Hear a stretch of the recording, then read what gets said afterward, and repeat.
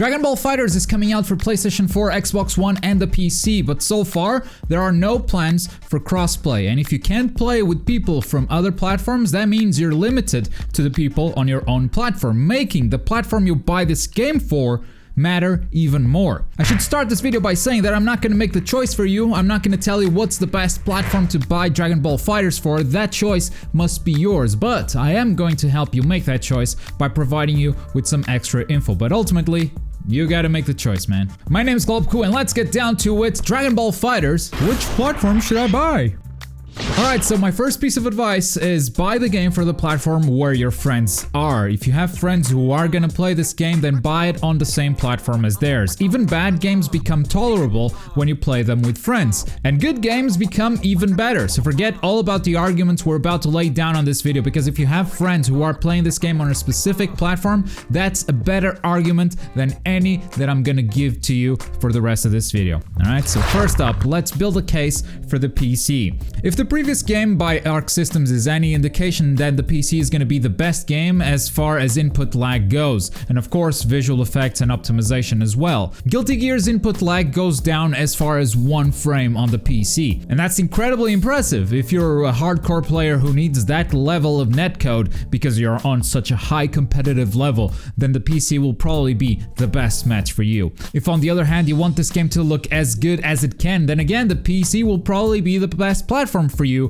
provided you have a decent machine and of course provided the port is a good one. But Arc Systems has never let us down in the past, so I'm pretty confident that they will pull off a nice PC port as well. The concern with the PC platform is always the same: the player base. Typically on consoles they have a much healthier player base, making multiplayer games last a lot longer on consoles versus the PC, with the PC version being the first one to die out. The European scene on Guilty Gear is still very active on the PC, but on North America the PlayStation 4 community is far superior, and I can see Europe becoming the same over time. The PC does have another advantage though, which is being compatible with the both Xbox One and the DualShock 4 controllers. Now some people will buy a fight stick and that will work on any platform, so that ends up not being an argument in favor of anyone. But if you're not going down that route of buying a fight stick, then the PC will take both the DualShock and the Xbox One controller. You can choose to play on whichever one you prefer. So to summarize, the PC will most likely be the best platform as far as input lag and the best platform in terms of graphics,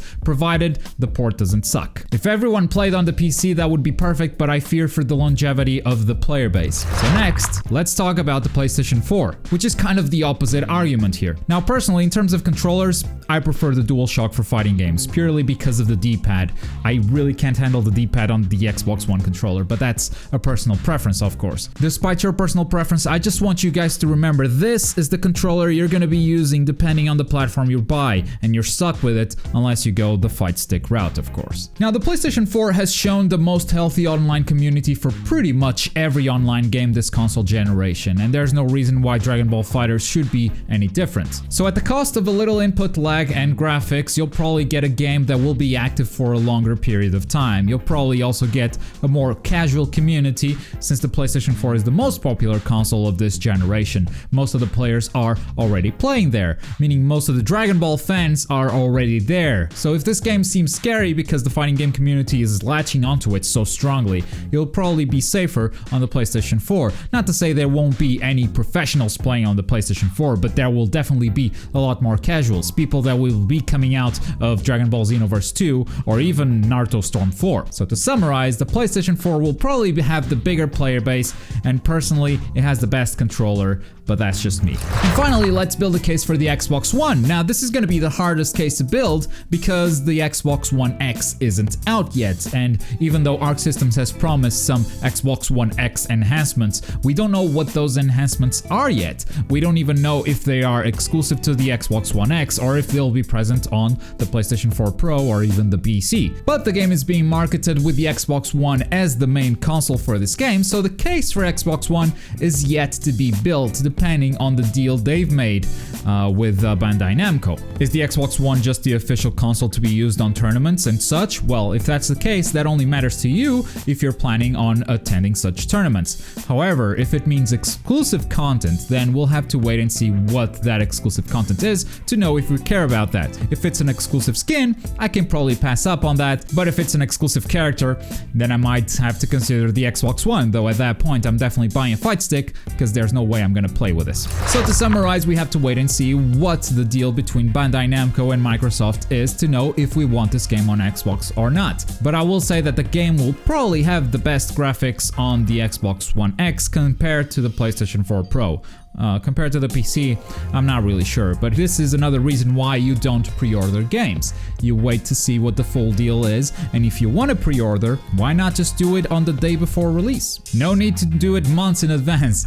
And I'd like to close this video with another argument in favor of both consoles, though once again this might be something that you don't care about. Arc Systems games usually release first on console, coming to the PC a couple of weeks or sometimes a couple of months after the console version releases. So depending on how important it is for you to play this game as soon as it comes out, that might influence your decision as well. So far, there are no plans to bring this game for the Nintendo Switch, and that might be worth making a video on its own because it seems to be quite the complex subject. In the meantime, if you want to get ready for the closed beta, check out 10 tips and tricks that we learned during the tournament at EVO. If you're in the mood for something else, you can also click right here. Click the like button as well if you enjoyed the video, and as always, thank you very much for watching. My name's Gloku, and I'll see you guys next time. Bye!